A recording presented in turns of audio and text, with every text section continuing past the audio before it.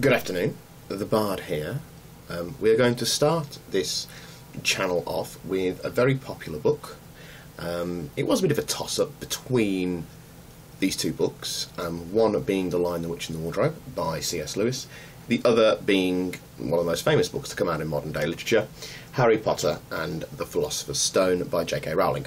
I decided on Harry Potter and the Philosopher's Stone because it's a much more well-known book and it's quite an easy book to read. So, are you sitting comfortably? Then we will begin, as is always the case, with a single step. Chapter 1. The Boy Who Lived. Mr. and Mrs. Dursley, of number 4 Privet Drive, were proud to say they were perfectly normal, thank you very much. They were the last people you'd expect to be involved in anything strange or mysterious, because they just didn't hold with such nonsense. Mr. Dursley was the director of a firm called Grunnings, which made drills. He was a big, beefy man with hardly any neck, though he did have a very large moustache. Mrs. Dursley was thin and blonde and nearly twice the usual amount of neck, which came in very useful, as she spent so much of her time craning over garden fences spying on the neighbours. The Dursleys had a small son called Dudley, and in their opinion there was no finer boy anywhere. The Dursleys had everything they wanted, but they also had a secret, and their greatest fear was that somebody would discover it. They didn't think they could bear it if anyone found out about the Potters. Mrs. Potter was Mrs. Dursley's sister, but they hadn't met for several years. In fact, Mrs. Dursley pretended she didn't have a sister, because her sister and her good-for-nothing husband were as un-Dursleyish as it was possible to be.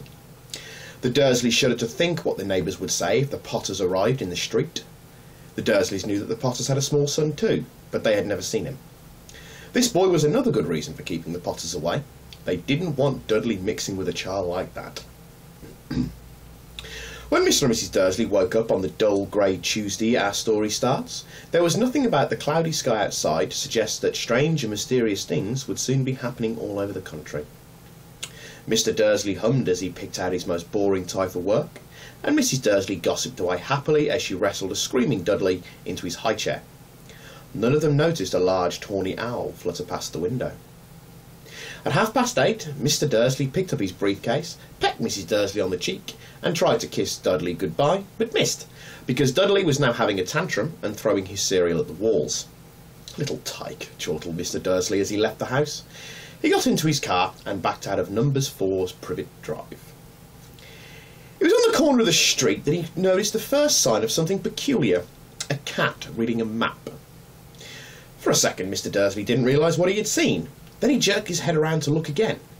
There was a tabby cat standing on the corner of Privet Drive, but there wasn't a map in sight. What could he have been thinking of? It must have been a trick of the light. Mr. Dursley blinked and stared at the cat. It stared back. As Mr. Dursley drove round the corner and up the road, he watched the cat in his mirror. It was now reading the sign that said Privet Drive. No, looking at the sign. Cats couldn't read maps or signs. Mr. Dursley gave himself a little shake and put the cat out of his mind. As he drove toward town, he thought of nothing except a large order of drills he was hoping to get that day. But on the edge of town, drills were driven out of his mind by something else. As he sat in the usual morning traffic jam, he couldn't help noticing that there seemed to be a lot of strangely dressed people about. People in cloaks. Mr. Dursley couldn't bear people who dressed in funny clothes, the get-ups he saw on young people. He supposed this was some stupid new fashion. He drummed his fingers on the steering wheel and his eyes fell on a huddle of those weirdos standing quite close by. They were whispering excitedly together. Mr. Dursley was enraged to see that a couple of them weren't young at all. Why, that man had to be older than he was, and wearing an emerald green cloak. The nerve of him! But then it struck Mr. Dursley that this was probably some silly stunt. These people were obviously collecting for something. Yes, that would be it.